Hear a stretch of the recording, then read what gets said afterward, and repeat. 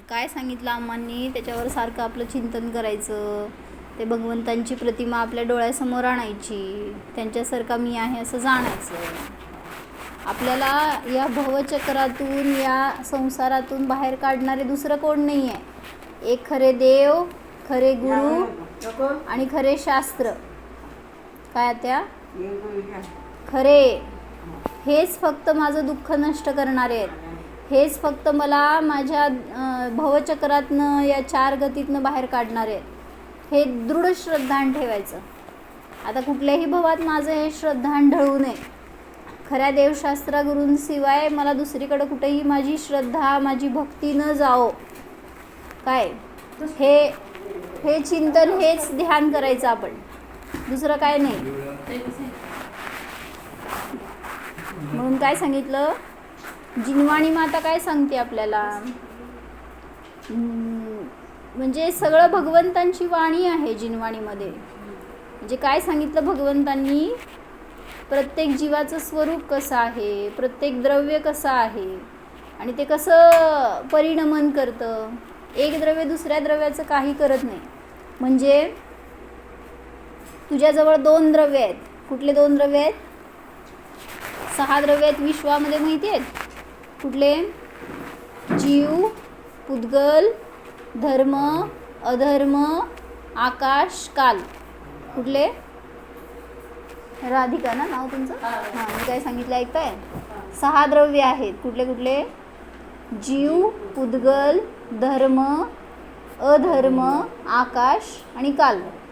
हे 6 द्रव्य आहेत. या 6 द्रव्यामध्ये मी कोण? मी जीव द्रव्य आहे. हे आपण जाणलं तर आपल्याला कळलं काय जिनवाणीत सांगायचं ते. 6 द्रव्यांना भिन्न भिन्न तर जाणायचंच, पण त्याच्यामध्ये मी कोण आहे ह्याचा आपल्याला निर्णय करायचा आहे.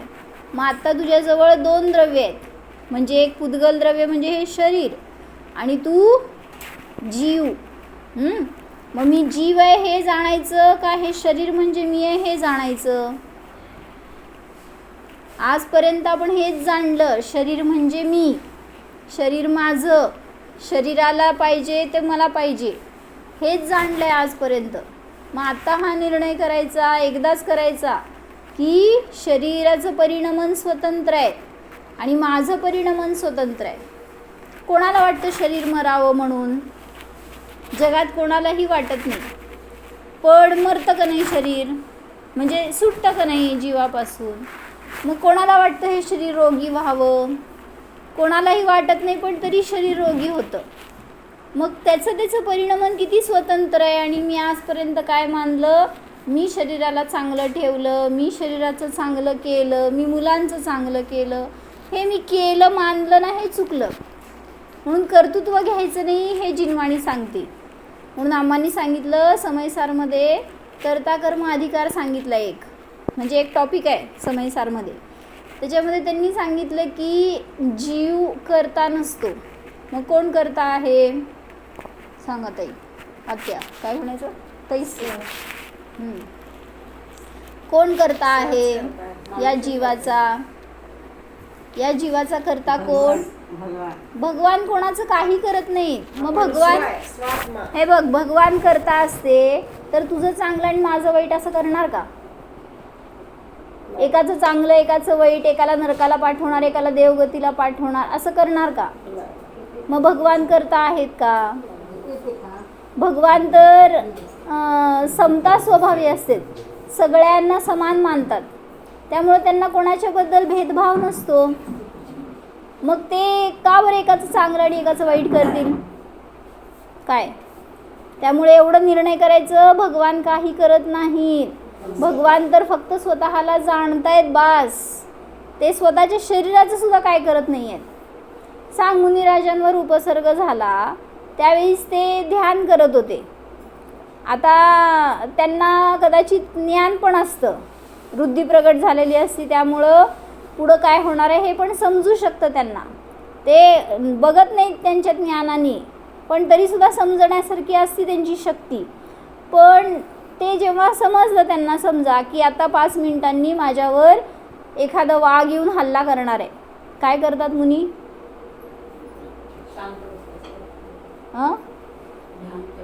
म्हणजे स्वतःला वाचवण्याचा प्रयत्न केला नाही त्यांनी, कुठं पळून जाण्याचा प्रयत्न केला नाही. मग काय केलं? म्हणजे त्यांना माहिती आहे ह्या शरीराचं जे व्हायचं, ज्यावेळी व्हायचं त्यावेळी होणार आहे. मग त्याच्यामध्ये मी काहीच फेरफार करू शकत नाही हे त्यांना माहिती आहे. ज्यांना ज्ञान झालंय त्यांना हे कळतंय, तर तरी पण ते काय त्याला वाचवण्याचा प्रयत्न करत नाही. आणि मी काय करतोय सांग? मी या शरीराला टिकवायचा, याला जपायचा, याला चांगलं बनवण्याचा सगळं प्रयत्न करतो. त्याला खाऊ पिऊ घालतोय, ते काय त्रास देऊ नये. पण त्याचं परिणमन त्याच्या अधीन आहे, माझ्या अधीन नाही. एवढी भिन्नता जाणायची. माझं परिणमन इवन माझी पर्यायसुद्धा माझ्या अधीन नाही आहे. म्हणजे काय पर्याय म्हणजे समजते? पर्याय म्हणजे परिणमन.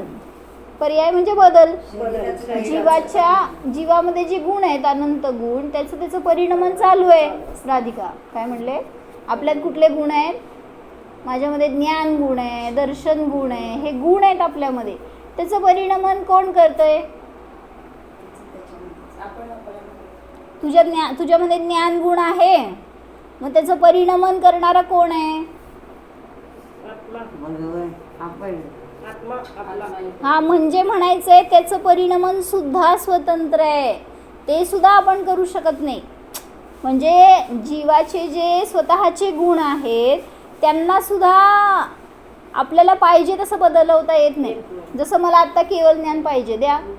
माझंच केवळ ज्ञान मलाच पाहिजे, आत्ता द्या. कोण करणार परिणमन? आत्ता मला अशी इच्छा आहे की मला सगळ्या जिनवाणीचं ज्ञान एकदम होऊ दे. होणार का नाही होणार? आत्ता मला अशी इच्छा आहे की मला कुठलंच दुःख नको, मला सतत आनंद मिळू दे.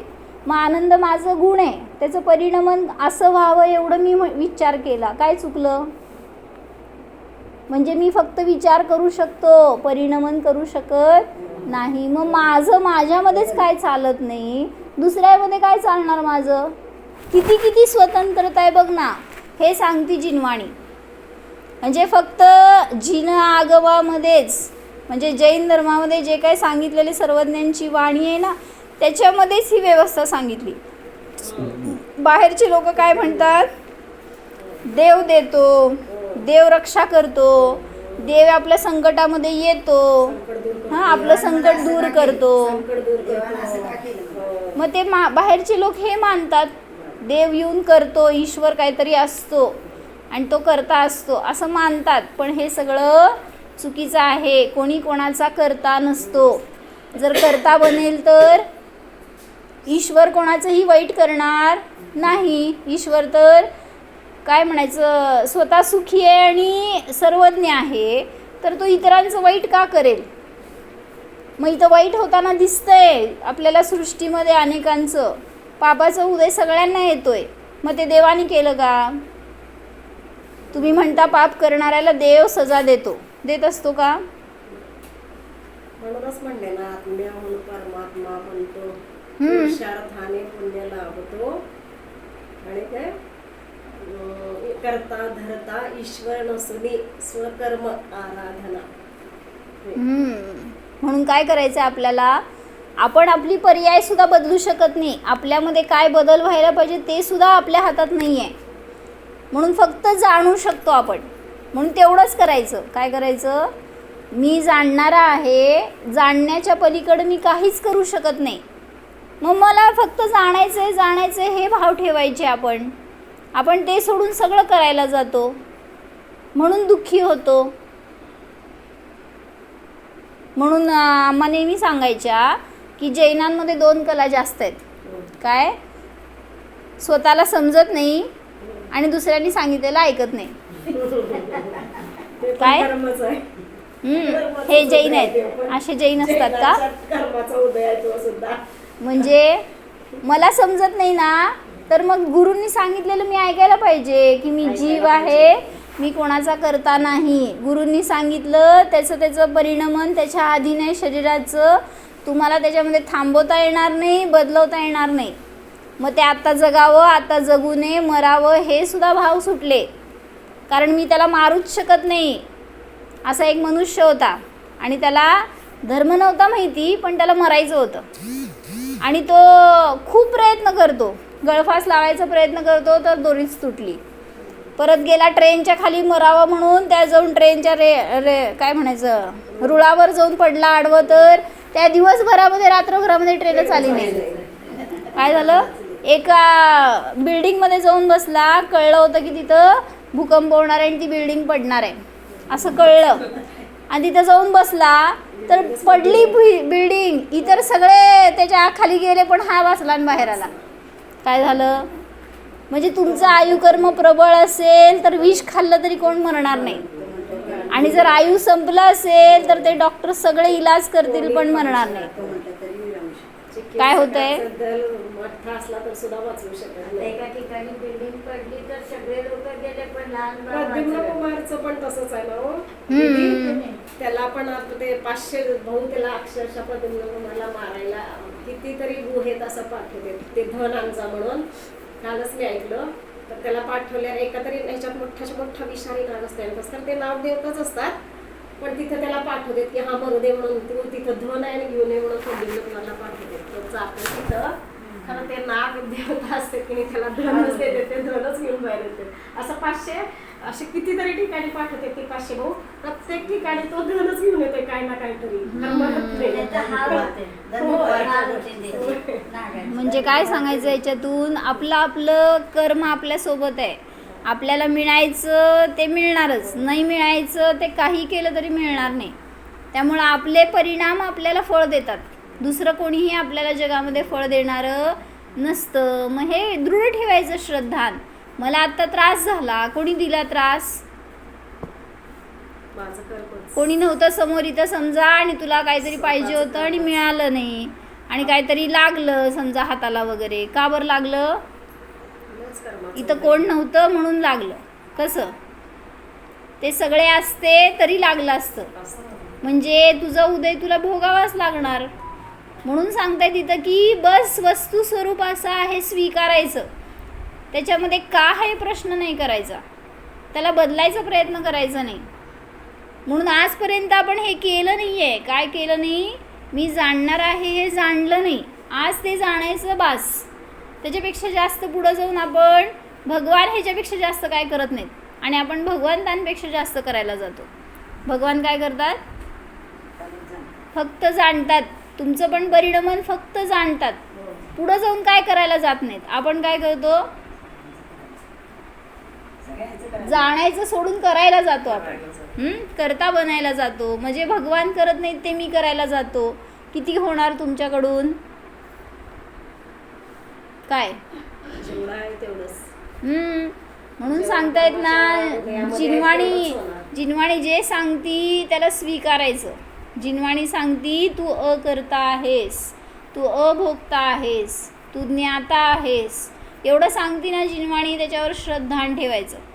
जे सांगितलं ते यथार्थच आहे, माझ्या कल्याणाचं आहे. मग मी या 6 द्रव्यांमध्ये जीव आहे आणि जाणणारा आहे, एवढं सोडून मी पुद्गल नाही आहे, पुद्गलाचा करता नाही आहे. धर्मद्रव्य काय करते, पुद्गल द्रव्य काय करते, म्हणजे सगळ्याचे गुण आहेत ना, स्वतंत्र. जीवाचा गुण कुठला, ज्ञान दर्शन, हे जीवाचे गुण. पुद्गलाचे गुण कुठले, पुद्गलाचे गुण कुठले, नमू पुद्गलाचे गुण कुठले,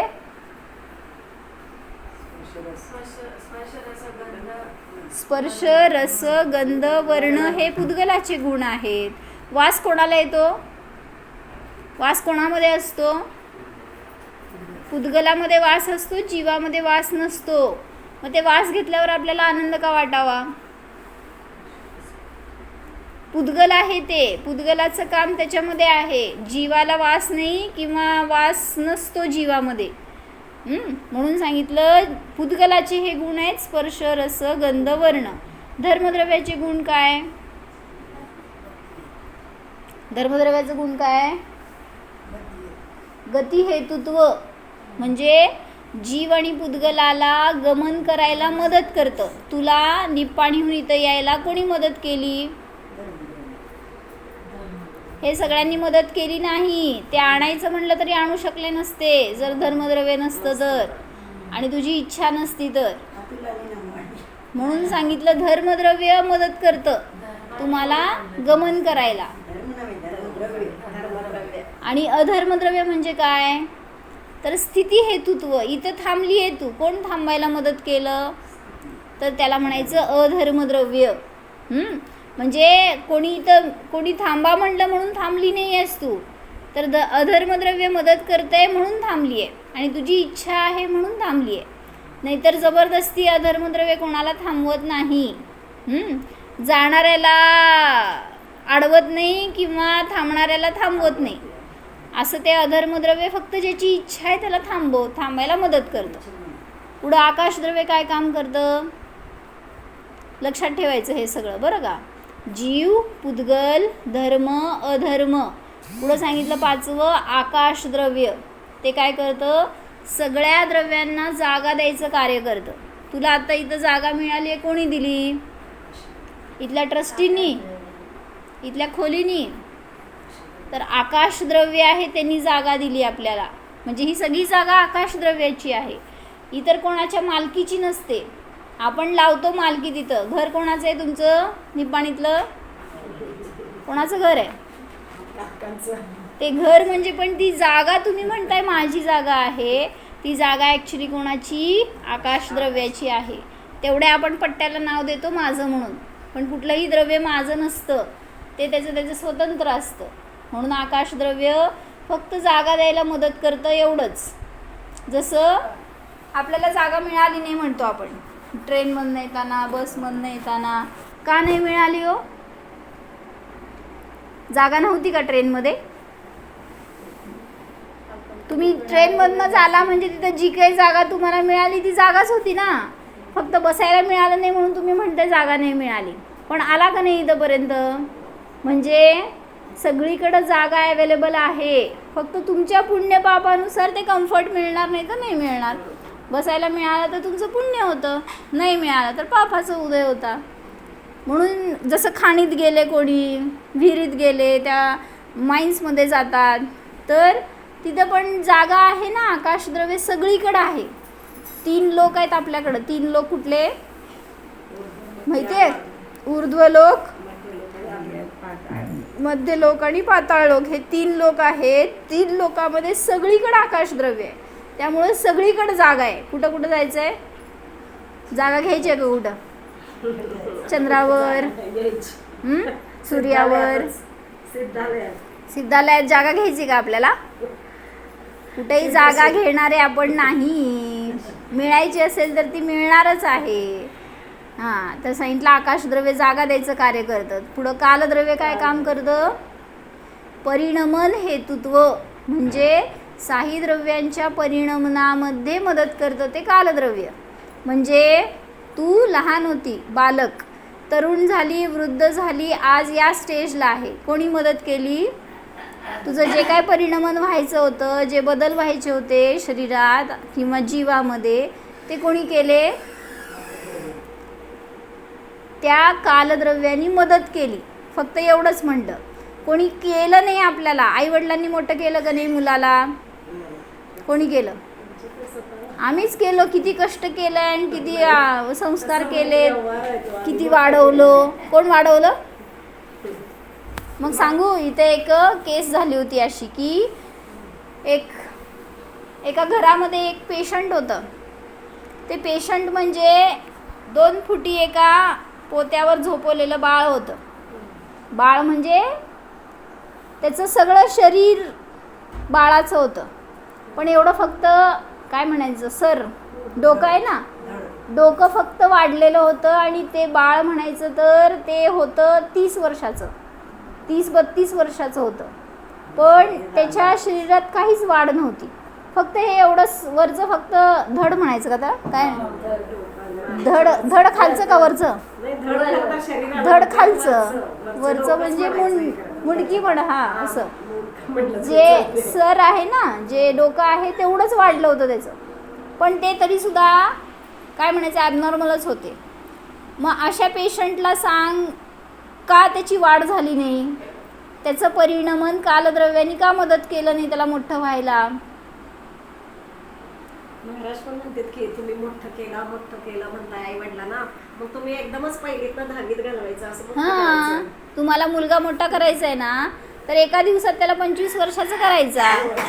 का नाही करत? एका दिवसात त्याला 50 वर्षाचा होता ते 25 वर्षाचा करायचा. म्हणजे करू शकत नाही ना आपण, पण करता मानतो हे चुकतंय.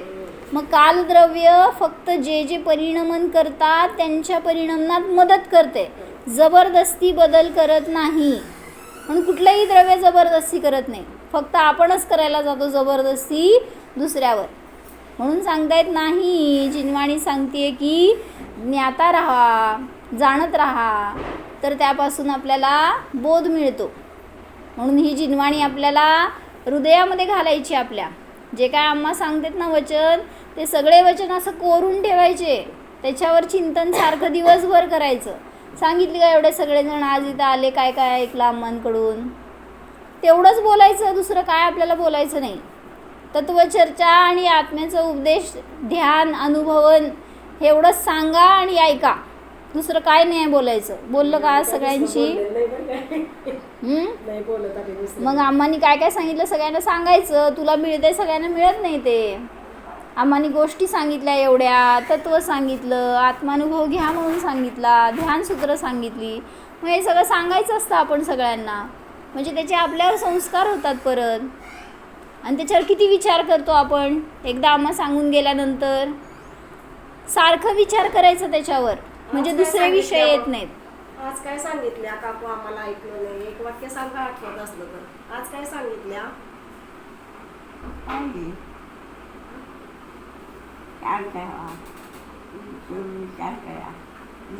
स्वरूपाचा विचार करा, ध्यान करा, शांत राहावा. अजून काय सांगितलं? चांगलं सांगितलं होतं आज आम्हांनी. काय सांगितलं होतं?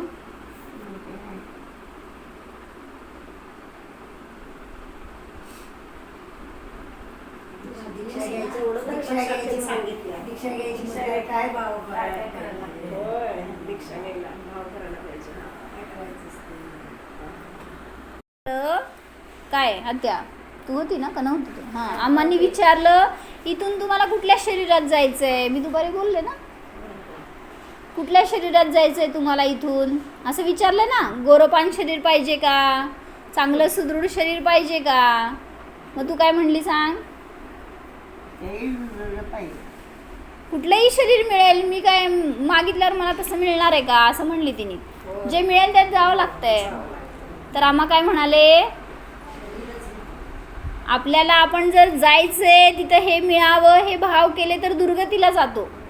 म्हणून मला कुठलं शरीर पाहिजे हे भावच करायचे नाहीत. आता आपण शरीर रहित आहे हे अनुभव करायचा, उत्कृष्ट परिणाम ठेवायचे, तर पुढच्या भवात नियमाने चांगलं शरीर मिळतं. पण मला असं शरीर असावं, मग त्यात काय रोग नसावा, सगळी अनुकूलता असावी, हे सगळे भाव केलं तर नियमाने नरकात जाणार, निगोदात जाणार, जिथं निकृष्ट शरीर असतं, जिथं सगळ्या रोगांनी ग्रस्त शरीर असतं. मग आयुष्यभर ते रोग सांभाळत बसायचे.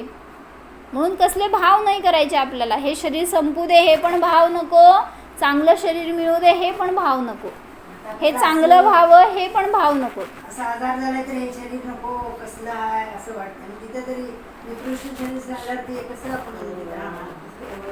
म्हणून मला कुठल्या शरीरात आता जायचं नाही. मला बस शरीरी स्वरूप आहे तेवढं जाणायचं आहे. सारखं एवढं चिंतन करायचं, ध्यान करायचं, म्हणजे आपल्याला आत्मानुभव होतोच. आत्मानुभव अवघड नाही. मी आत्मा आहे हे जाणायचं आहे. आजपर्यंत मी स्वतःला स्त्री मानलं, मनुष्य मानलं, हे बस एवढी मान्यता बदलायची. आता काय काढायचं नाही, घालायचं नाही, कुठं न्यायचं नाही, आणायचं नाही, काय नाही. फक्त मी शरीर आहे हे मानलं होतं, आता मी जीव आहे हे मानायचं, जाणायचं तसं, आणि तसा मी आहे हे अनुभव करायचा. तर शरीर त्या ज्ञानातनं वेगळं होतं आणि आपल्याला आत्मा स्पष्ट दिसतो. मग त्याचा अनुभव आपल्याला आनंद देणारा असतो. म्हणून सारखं अनुभव करायचं. 1 मिनिट डोळे झाकून ठेवायचे आणि मी जे सांगते त्याच्यावर चिंतन करायचं. मी तसं आहे हे जाणायचं. डोळे उघडायचे नाही जोपर्यंत मी उघड म्हणत नाही. जाणा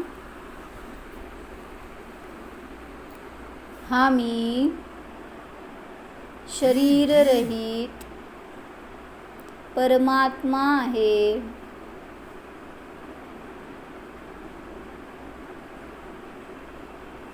मी शुद्ध जीव आहे. या जीवामध्ये दुःख नाहीच. या जीवामध्ये रोग नाहीतच. या जीवामध्ये पाप कर्म नाहीच. अनुभव करा. मी जीव नित्य आनंदवाला आहे. मी जीव अजर आहे, अमर आहे, अविनाशी आहे. माझा कधीही नाश, मृत्यू होत नाहीच.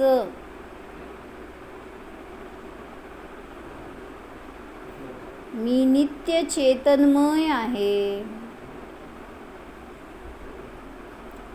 चैतन्य स्वरूपोऽहम्.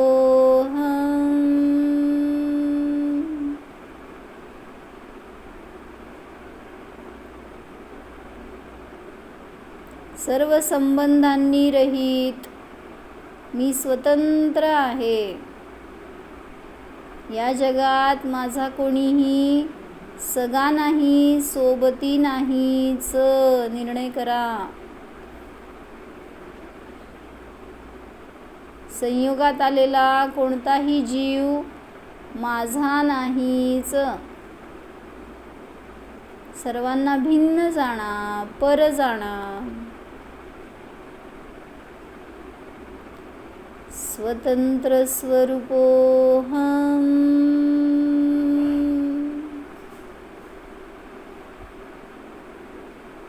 मी जीवच आहे. अनुभव करा. जीवोऽहम्.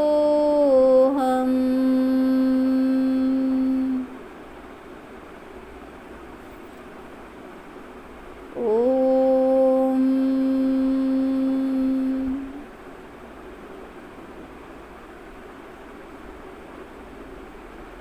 विसर्जन.